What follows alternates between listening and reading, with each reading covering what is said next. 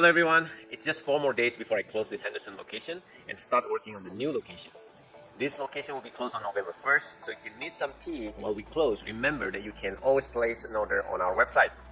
It's amazing to think that it's been 5 years since I opened this tea shop. So I found some old photos and let's take a look at how things have evolved in this tea shop during the last 5 years. That's the storefront of our tea house that I probably posted 5 years ago. In the beginning, I have this glass display showing all of our wonderful teas. And there was this big giant island in the middle of the shop, and I used to sell a lot of kitchenwares. That's a whole other story for that.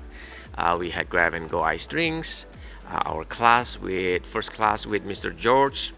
At one point we even teach people on how to make sushi, and that's our nitrogen iced tea.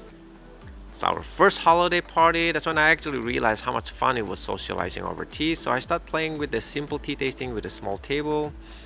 And we even offer live music on Saturday with unlimited tea tasting. And it was a bit awkward because it was really loud since our place is kind of small.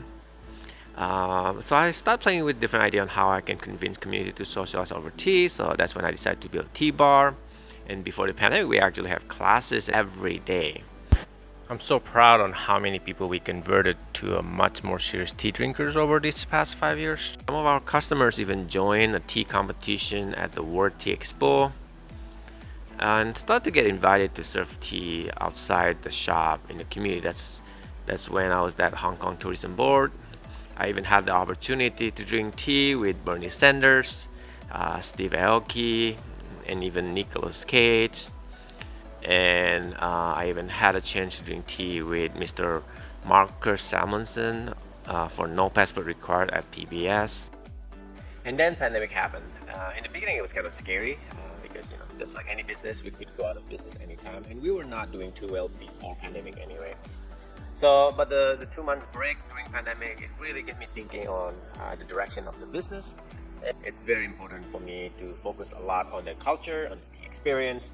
So for that reason, after the pandemic, I got rid of a lot of our beverage and focused a lot more on tea education, tea tasting, focus a lot on spending time educating customers one person at a time.